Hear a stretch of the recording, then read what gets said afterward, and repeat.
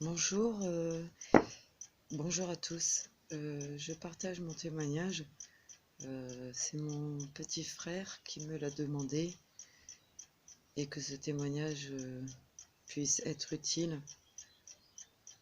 à Dieu. Donc, je suis issue d'une famille catholique non pratiquant, et nous avons commencé à pratiquer à travers le mouvement des catholiques charismatiques. Donc c'est vrai que c'était un peu plus joyeux, un peu plus dynamique. Il voulait essayer de pratiquer les dons, mais dans ce mouvement, il n'y a pas de guérison, il n'y a pas de miracle, et il manquait quelque chose. Et c'est là que je me suis mise à chercher. Depuis toute petite, j'ai toujours cherché Dieu. Et vraiment, j'ai toujours aimé Dieu. J'aimais bien aller à la messe, j'aimais bien aller au catéchisme. Et donc j'ai cherché Dieu après ce mouvement charismatique, parce que je me suis dit, il manque quelque chose. En lisant la Bible, je me suis rendu compte qu'il manquait des choses dans les actes des apôtres que je voyais pas, chez les chrétiens.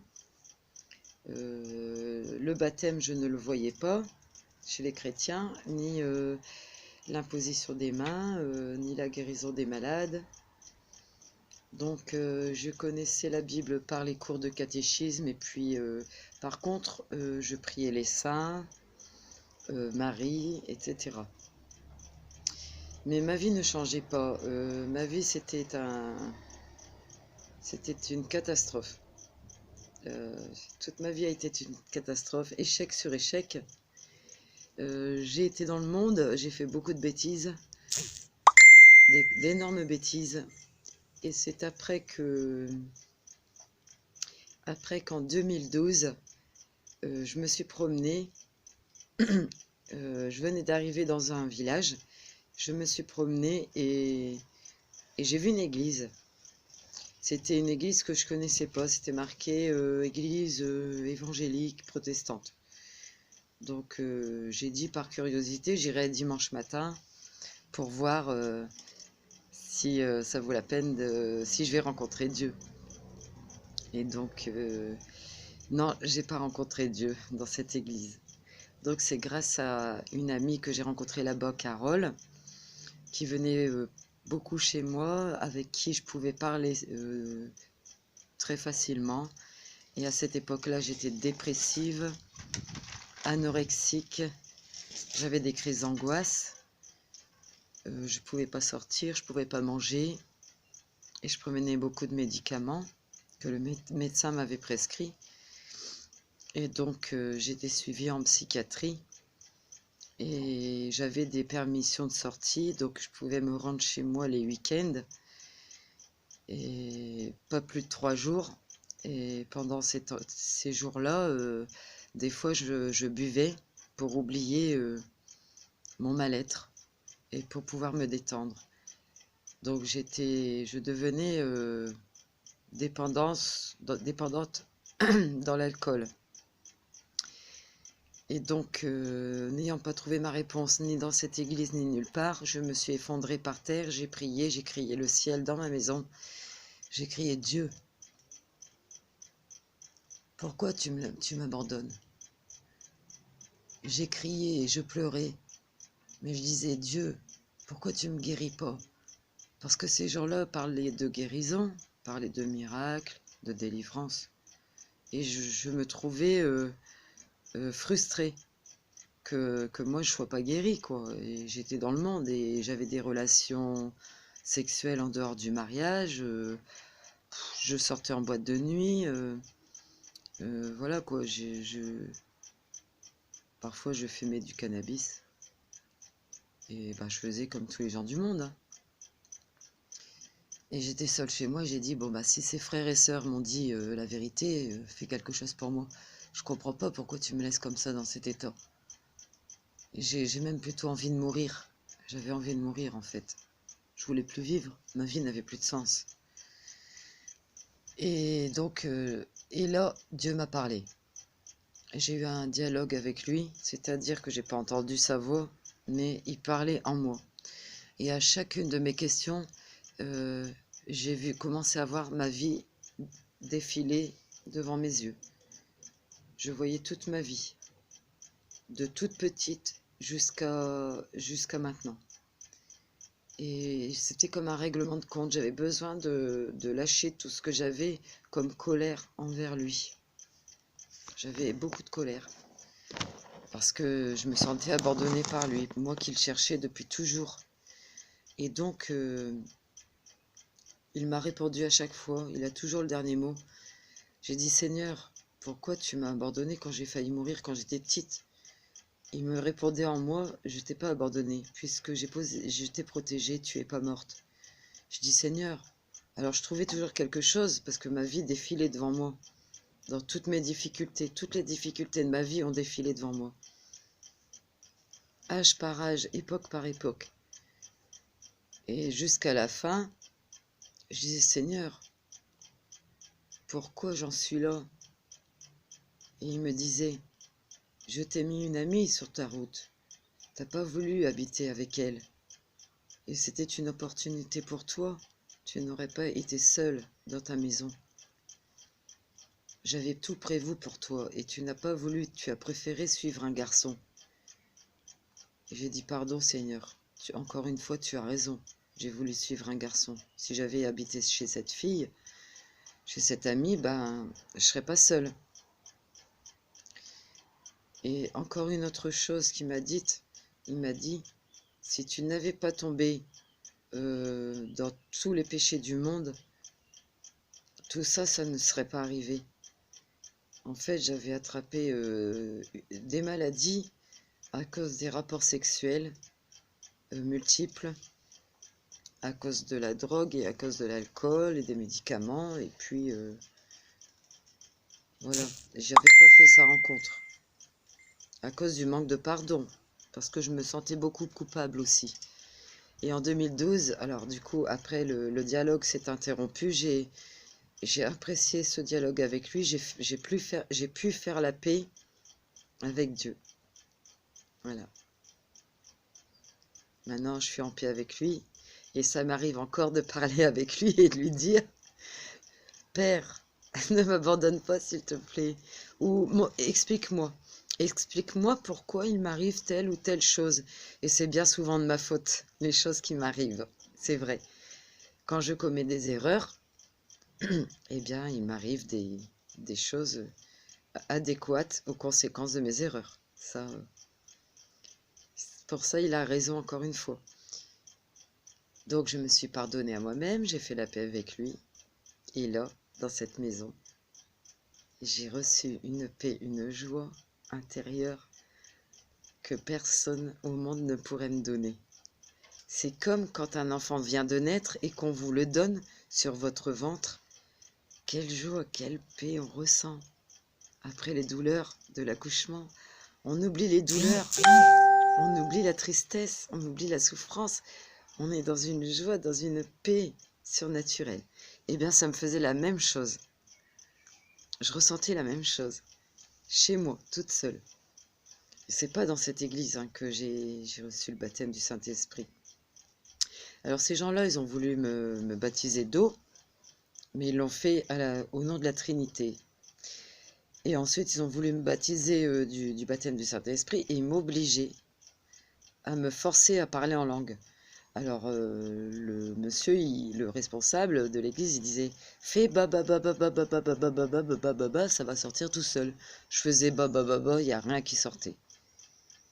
Et c'est chez moi toute seule, quand je me suis mis à prier avec Dieu, parce que j'aime bien prier avec lui, prier à Dieu et parler avec lui, que là j'ai reçu le baptême du Saint-Esprit. Et j'ai commencé à parler dans une langue que je connais pas. J'ai commencé à sortir des voyelles, des consonnes, des syllabes. Et je sentais que c'était bon. Je sentais que c'était ça.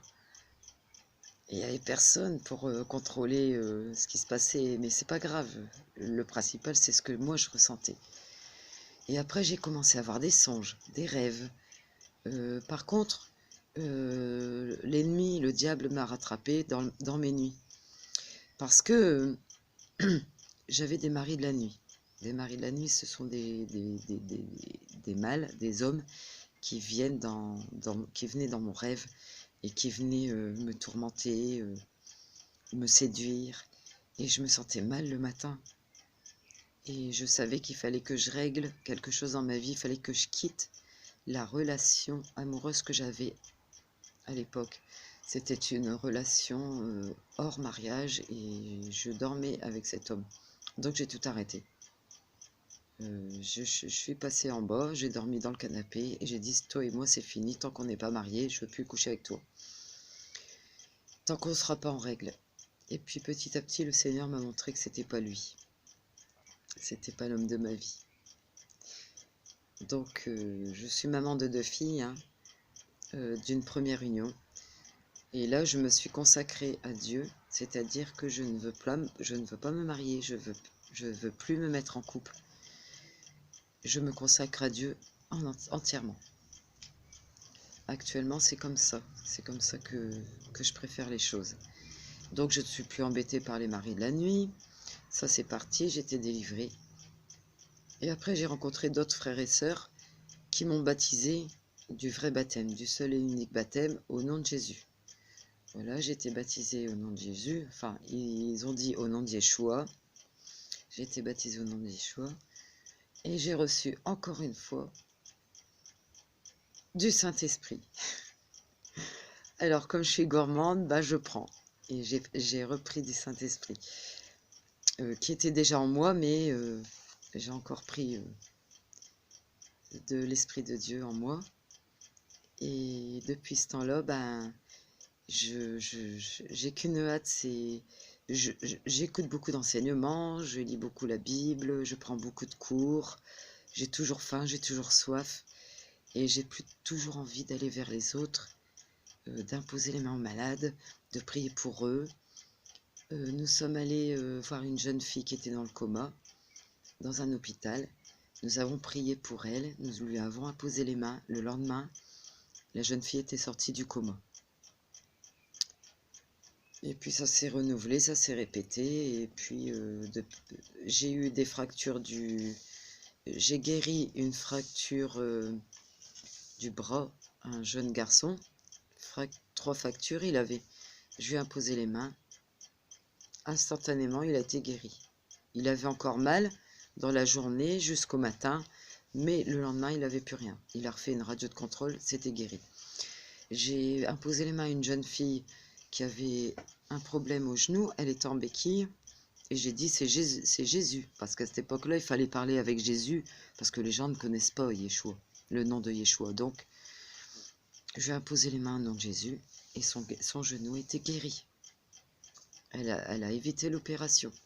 Et le lendemain, elle courait comme un lapin, sans ses béquilles. Et j'ai répété l'opération plusieurs fois sur une rose qui était complètement fichue, je devais la jeter à la poubelle, et j'ai dit bah pourquoi pas lui imposer les mains. J'ai imposé les mains à ma rose, et puis maintenant elle a repris racine et elle a repoussé. Alors j'ai dit si ça marche sur les plantes, ça peut marcher sur d'autres personnes. Et dernièrement, il manquait une chose, c'est chasser les démons. Et ça, j'avais un peu peur, j'osais pas trop. Et le Seigneur me faisait comprendre que j'étais pas prête, ou que j'avais peur. Et tant que j'avais peur, bah, je n'arriverais pas à le faire. Et j'ai une vision. J'ai vu un escalier blanc qui conduisait à une pièce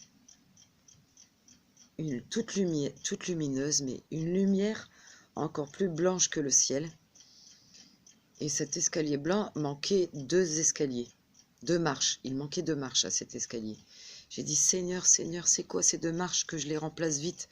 Et j'ai même dit au Seigneur, tant pis, je vais mettre une échelle et je vais grimper les escaliers.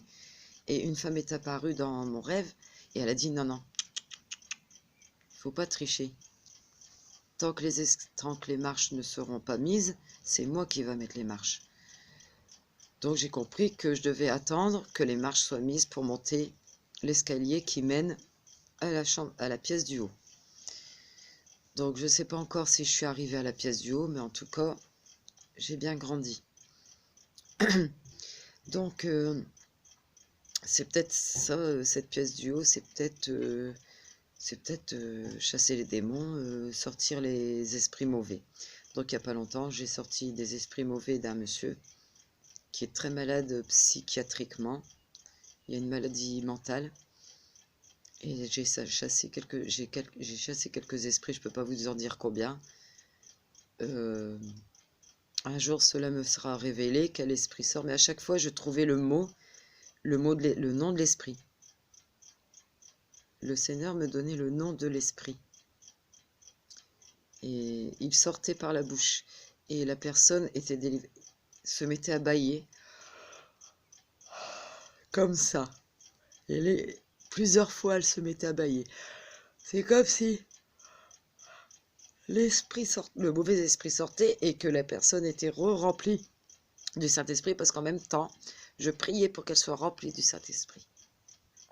Donc j'ai constaté la position des mains malades, faire sortir une personne du coma et guérir des fractures, guérir une fracture, un genou, délivrer une personne qui était remplie d'esprits mauvais. Et voilà. Et il fallait que je me suis mis à prier aussi pour connaître son vrai nom, parce que j'avais un frère qui l'appelait Yeshua, et dans les églises on l'appelle Jésus-Christ. J'ai dit: Seigneur, s'il te plaît, je t'en supplie, donne-moi ton vrai nom. J'en ai besoin pour être dans la vérité. Et comme le frère ne me suffisait pas, je voulais plusieurs preuves. Le Saint-Esprit m'a conduit à des personnes âgées. Donc je me suis arrêtée devant chez eux, c'était un grand panneau, c'était marqué maison de prière. Je suis rentrée chez eux et je leur ai dit: je viens vers vous pour connaître le vrai nom de Jésus. Il m'a dit: c'est Yeshua. Il m'a dit: rentre, je vais t'expliquer. Il m'a fait tout un cours très simple à comprendre, et j'ai compris pour la deuxième fois que c'était son vrai nom, Yeshua HaMashiach. Ça veut dire Jésus le Messie. Donc j'emploie souvent le nom de Yeshua HaMashiach pour les guérisons, parce que je me dis, si les gens continuent à croire que c'est Jésus-Christ, je les mets dans le mensonge, comme moi j'étais dans le mensonge en fait. Je les mets pas dans la vérité. Et les gens me disent: mais c'est qui ça, Yeshua? C'est quoi de ça? Ben, je dis: Yeshua, c'est le nom hébreu de Jésus-Christ. Donc voilà. Voilà mon court témoignage. Si vous avez des questions, ben, n'hésitez pas à m'en poser, parce que j'ai pas pu tout raconter. Il y aurait 80 pages à vous raconter. Donc mon témoignage est bref et à la demande de mon frère. J'espère que ça lui conviendra. Si ça lui convient pas, je recommencerai ma vidéo. À bientôt, soyez bénis et continuez à faire ce que Dieu vous a demandé de faire des disciples.